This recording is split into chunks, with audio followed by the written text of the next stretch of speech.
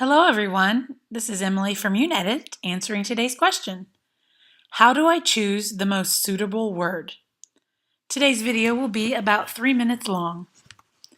Academic English writing has lots of similar words. A successful published author will always choose the most suitable word for each situation. Why? Well, that's because the meaning is clear and unambiguous for readers.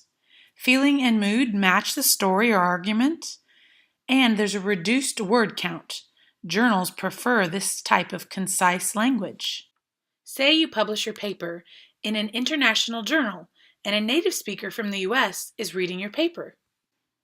If your word choices are acceptable but not accurate, the reader will lose trust in your research, perhaps stop reading it, definitely not cite it, and perhaps not even read any of your other papers. Native speakers are very sensitive to word choice. Let's jump into an example. Homeless or vagrants or people with no fixed address are similar words. How would I go about choosing? Compare these statements.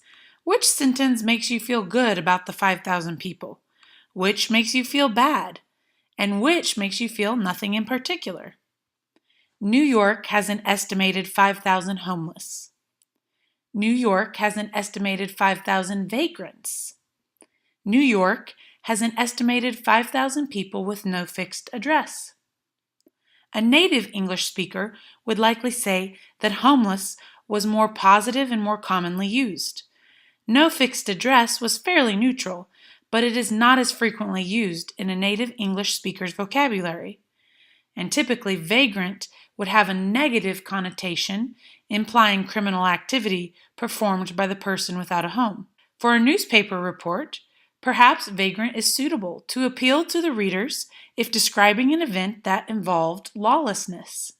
However, for your academic research paper, most native speakers would say homeless as a more acceptable term, and no fixed address has a similar meaning but is not used as often, and perhaps is more suitable when less detailed data is known. For example, refugees, travelers, all might be people who would have no fixed address, but they wouldn't be considered homeless. So how can you improve your word choices when writing your research paper? For one, read, and read some more of the top-tier journals in your field. Build a database in your mind by reading thousands of pages of correctly used terms. Another way to improve is to ask a native speaker to guide you and tell you the difference between words in a sentence from your research. Have someone review your paper with you.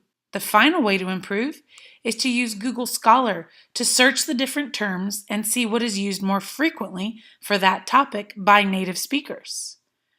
Check out this search relating to our earlier example. When I search for both New York and homeless, I get 116,000 results on Google Scholar.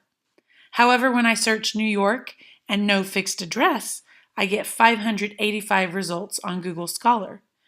The amount of results that are shown between the two tell you good information about which word native speakers would use more frequently. We hope you enjoyed this tip. Once again, this is Emily from Uni-edit. Have a wonderful day.